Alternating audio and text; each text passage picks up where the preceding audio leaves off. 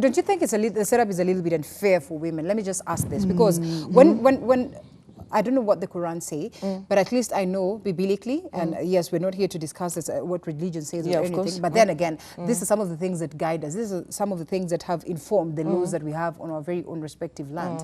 So when you look at a situation where, you know, the Bible says that, you know, a woman should submit, but equally says that a man should love their wife. And then the question then would be, this one human being would be able to love 4 women equally, the same way? And in the event that he does not do that, then this woman sort of feels like they're not getting love in return. So how do you submit to a person who does not love you? How do you submit to a person who does not award you that security, that expectation that you have every other time that you are with your man? You know, Linda, when we talk about this woman you're talking about, the woman who you want her to submit and the man, with the setup that I'm talking about, the ground is leveled. But you see, with the woman you're talking about, the modernization, the modern woman, already there's so much into this modern woman that even her setup cannot even fit in the marriage. But something like love is almost automatic. Allow me to ask that. I mean, whether you're a modern woman or you're not a modern woman. Love has its angles. Yes. Love has its angles. Okay. And number one, if you see, we're talking about the onset of a mankind, isn't it? The man who was created there, what did the modern woman do? What does the modern woman do? Number one, the man is like, no, okay, we're having a problem of the boy child. All right. Where do you think this problem came from? Okay. The boy child is complaining that he's being undermined, and for sure it is true. It's true. Okay. One of the community things I do, I really want to uplift the boy child. Right. Not from the religious setup, but from all angles. Because the religious, or the man who was created by God, was there to be the leader, was there to be the authority. But so many things, maybe for another day we can discuss it on a later note. Which I'd love to discuss. I really want to go, we'll want to go deeper so that you can be, because right now we are just talking about polygamy. But there are so many tentacles down there about polygamy and how it can stand the family. Because let me ask you, Linda, you're just fighting for this one learned woman, this one who has maybe the modern woman. What about the street woman who is there on the street? Somebody came, okay, she's not learned, but she's also have values for her children. She has the rights for this man. But this man cannot be able to come and say, no, Fatima, this is Linda, you are co-wife. But a majority of men, they will bulldoze. It's okay. Let's say, okay, right, we agree that it's okay. Then there are the women, and sincerely is that, you know, across the world, you find that statistics show that, you know, women are way more than men. The ratio. That's the truth of the matter. So, in as much as I would want to be, you know, sort of philanthropic enough and say, it's okay, let's share at some point in time. Sometimes you find that men bulldoze and they bring these women without even the knowledge of the first wife, which is equally important that they are enlightened, or they are told that, you know what, I am planning to bring on board another woman. And even the setup has changed to a point whereby you realize that a majority of women would prefer that actually their men proceed to marry other women, because, you know, the setup that they have, there's no happiness anymore, as in there's so much sort of like a burden to them, you know. It's like every burden has been bestowed upon them. The man looks at them as though they're just women and they're slaves. There was a quote that was going around the other day that, you know what, ask an African woman to define a wife and they will define a slave. You know, the definition will amount to that level where, you know, you see like this is a person who's just defined a slave. So that is the kind of eye that the man has, you know, sort of had on a woman, instead of having the eye of love. And then eventually you sort of feel like, you know what, if he's going to bring somebody else to, you know, sort of offload the burden from me, to just share the burden with me, well and good. Is that really what it should be about? Of course no. Of course no. And I repeat, of course no. You see, I'm talking about westernization and the concept of a man and a woman. Because these are the two people who come together. Even if they come the third one and the fourth one, of course they are all human. But if we talk about this man you're talking about currently, remember it's the man that I'm talking about, because we were, like me myself, the family that I come from, it's polygamous. You get it? Even me myself, I'm in a polygamous marriage. But what is the issue that turns it to be like that? Who is this man that we are talking about? Are we talking a man who's carried the values from wherever he came from, remember, from where we're talking about the onset? Does that system, that setup, did it continue or did it have a break? And whoever made all this effort of breaking this polygamous to bring in the idea of one man, one woman only, which efforts do you think they had to use? First and foremost, they had to taint the man. Right. They could not have carried along that kind of a setup along to come and abandon what we had from our time in memorial to bring us new version. They've tainted a man in a very, very, and then now this liberated woman you're talking about, she became more of a, how can I call it? You go, you see, like now, let me talk about current woman with the Oprah movies and all have you. You expect your African man to come and tell you about, baby, I love you, baby. You know, this is not there from our culture. And if your man doesn't call you baby, if your man doesn't kiss you or do all these things to you, then you say you are not loved. But don't they feel good? Even, look here, they do feel good. Yes. But now, remember, these are two people on a different platform. Right. This man is the same man who was there. A lot of effort were done to this, to this lady, to this girl child. A lot of effort was done to this girl child. If we did the same effort to this man child, we could have the same people on the same platform. Okay. Let me ask you, Linda, let me just take this question to you. You really talk about men and women. Do you know we are having even men who are living in very, very, very, very, very, very disappointing, very, I don't know how I can call them. I'm even feeling. Marriages. Okay, yes. We just talk about women. There's so many women, even they don't even add up. You see, I'm a community activist. Right. I'm called every time. You have to go and sit down. Now you start training people value. You start telling a woman that this thing, it's automatic. Okay. So then the question would be, who is supposed to ensure that there's that peaceful, sort of coexistence first within, a marriage setup, say polygamy, and then now extended to that level of not monogamy, then extended to that level of polygamy, because then we know very well that we are enemies of ourselves, women for that matter. So if a man is not able to deal with one woman, then what are the likelihoods he would be able to bring these women together on the table and, just bring up a family that is peaceful? There's someone who wishes to contribute to the discussion. I don't know whether they're able to get through to us. Ben Kinodia, if you could hear me, Madam Director, maybe you can try getting it, sort of go hold of him, because he says he's not able to get hold of us.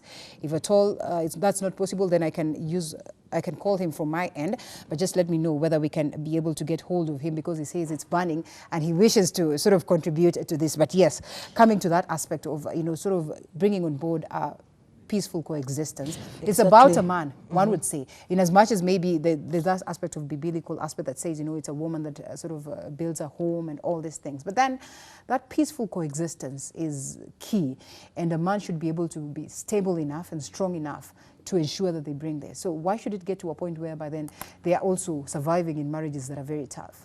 Number one, when you talked about, there's a point you mentioned about the ratio. It cannot be automatic. At one day we wake up and we found that 7 women ratio to 1 man. Of course, the setup shows clearly. So what you're looking for, the cohesion or the understanding, is that that thing should be left open. And it should not be, it's tainted in a very negative in a society. Right now, even how many women are not in their homes? The reason, my man has married another woman. And look here, the way we are putting it, it's like every man should marry. No. Even the time, even those biblical time, those even time of the prophets, even the time Islamic times, the culture time, the rule was wide open. But not all were going into the polygamous marriage. You realize that somebody somewhere just has that kind of a thing. So if this person has it, and it entails a lot of things. First and foremost, people talk about wealth. It's not wealth. Right. The thing that you're asking for, ability to be able to balance the both.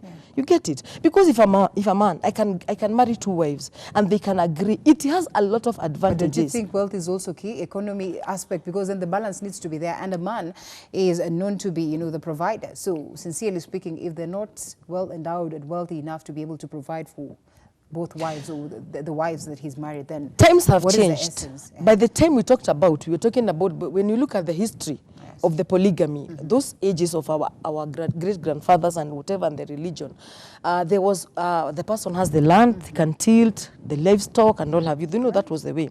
But right now, the same thing were converted in education, the modern woman you're talking about now. And now if we celebrate the modern woman in this aspect where they can as well provide for themselves, then why shouldn't we also celebrate that aspect where the modern woman wants to have 1 man for themselves?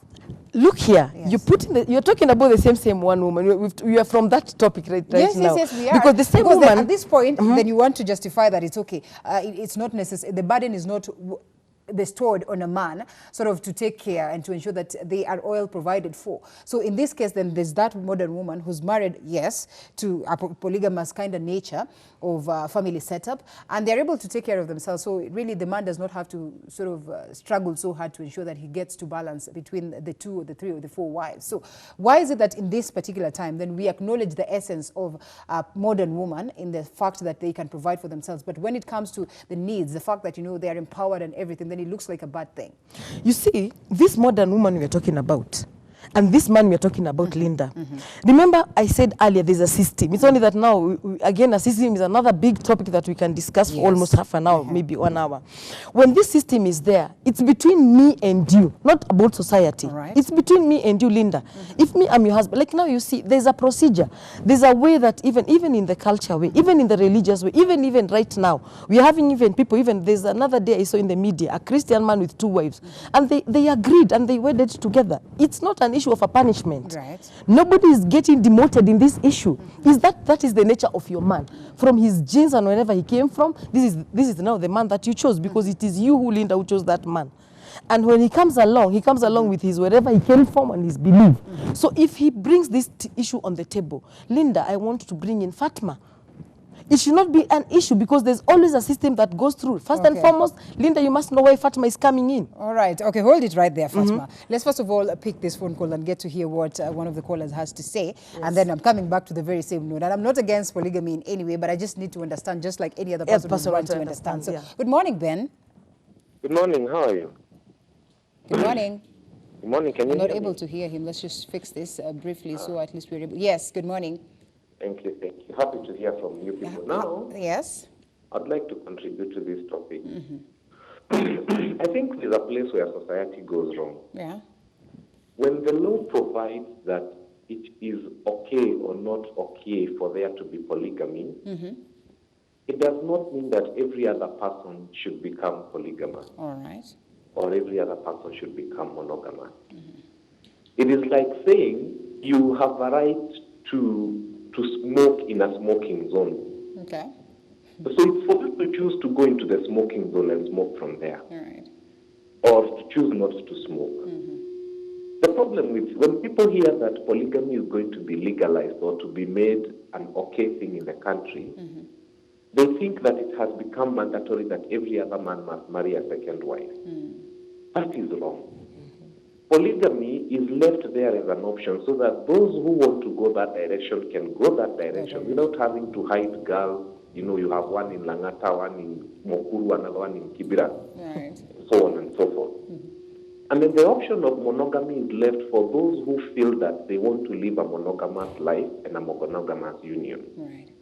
So what should happen is that when couples meet from the word go, they need to agree whether they are going into a monogamous union or they are going into a potentially polygamous union. So there's nothing wrong with polygamy if you ask.